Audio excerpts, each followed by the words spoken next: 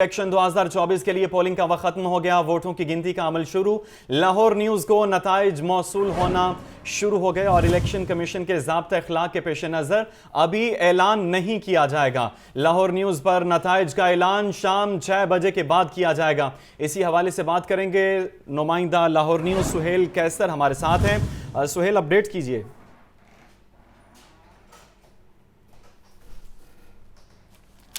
सुहेल कैसर से राब्ता बहाल करेंगे। आपको बता रहे हैं इंतखाबात का जो एक गलगला मचा हुआ था कई महीनों से और बड़े जोशो खरोश से इंतखाबी कैंपेन चल रही थी।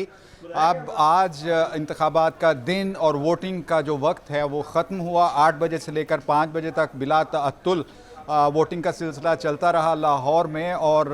अल्लाह का बड़ा शुक्र हुआ कि इस दौरान कहीं पर से कुछ नाखुशगवार वाक़े की कोई इत्तला भी नहीं मिली। और अब जो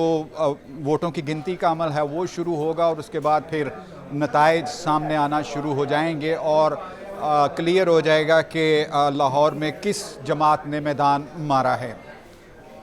और मुमकिना तौर पर 2 उम्मीदवार हर हलके से जो हैं उन्हीं के दरमियान ज़्यादा कांटेदार मुकाबला मतवक्को रहा। उनमें से एक तो पाकिस्तान मुस्लिम लीग नून के जो उम्मीदवार थे वो, और फिर जो दूसरे PTI के हमायत याफ्ता आज़ाद उम्मीदवार थे उनके दरमियान ज़्यादा कांटेदार मुकाबला होने की तवक्को है और इन्हीं के दरमियान वोटों का पहले और दूसरे नंबर का तनासुब देखने में आएगा। और अब आगे क्या नतीजा निकलता है ये भी थोड़ी देर तक क्लियर होना शुरू हो जाएगा, क्योंकि ऑफिशियली 6 बजे से पहले गैर सरकारी गैर हतमी नताइज जो हैं वो नशर नहीं किए जा सकते। तो ज़ाबता इखलाक की पाबंदी करते हुए लाहौर न्यूज़ भी कुछ नताइज होने के बावजूद ये अनाउंस नहीं कर सकता अभी कि किस हल्के में क्या सूरत हाल रही। लाहौर में 14 कौमी असम्बली की सीटों और 30 सूबाई असम्बली की नशिस्तों के लिए वोटिंग हुई और जो वोटर हजरात हैं उन्होंने काफ़ी पुरअमन माहौल में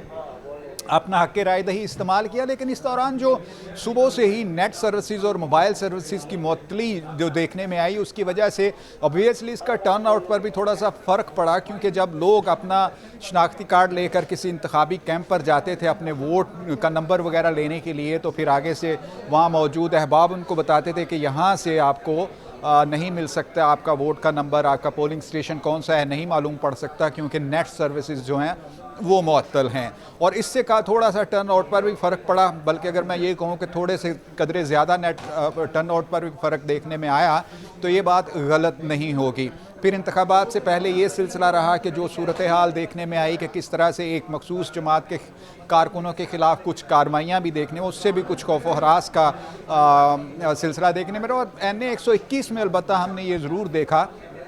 कि कुछ पोलिंग स्टेशंस के बाहर उस जमात के जो वर्कर्स हैं उन्होंने भी अपना कैंप लगाया हुआ था और अपने वोटर्स को वो पर्चियाँ वगैरह बनाकर तकसीम कर रहे थे। और वहाँ हमने पुलिस की तरफ से किसी तरह की कोई मुदाखलत नहीं देखी कि बिल्कुल वो आज़ादाना तौर पर अपने उम्मीदवार के लिए वहाँ पर मौजूद थे, कैंपेन भी कर रहे थे और लोगों को गाइड भी कर रहे थे, रहनुमाई भी फ्राहम कर रहे थे। और इसी तनाजुर में मैंने पहले भी कहा कि लाहौर में कुछ इस तरह का नाखुशगवार वाक़या देखने में नहीं आया। सिर्फ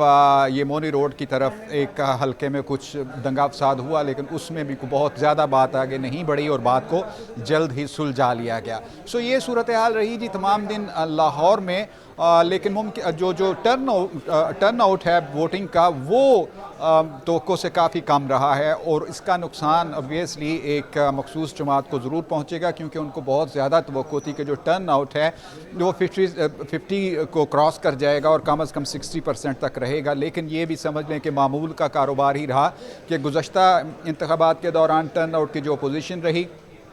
इन इंतखाबात में भी वही पोजीशन देखने में आई है और इसमें कुछ ज़्यादा इम्प्रूवमेंट टर्न आउट की इन इंतखाबात में भी देखने में नहीं आई और ये एक जमात के लिए काफ़ी मायूसी की बात है। बाकी जब अब नताइज सामने आना शुरू हो जाएंगे तो फिर दूध का दूध और पानी का पानी हो जाएगा कि किसके हिस्से में कितनी सीटें आई हैं, फतह किसका नसीब बनी, शिकस्त किसका मुकद्दर ठहरी और फिर आगे क्या लाहे अमल होगा, कौन सी हुकूमत वफाक में कौन सी जमात वफाक में अपनी हुकूमत बनाएगी और कौन सा वज़ीर आला होगा पंजाब का। सो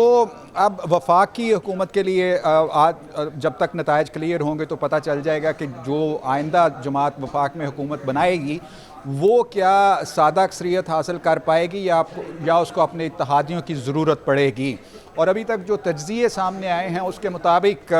जिस जमात के बारे में, मतलब मुस्लिम लीग नून के बारे में ये समझा जा रहा है कि वो मरकज़ में हुकूमत बनाने में कामयाब हो जाएगी,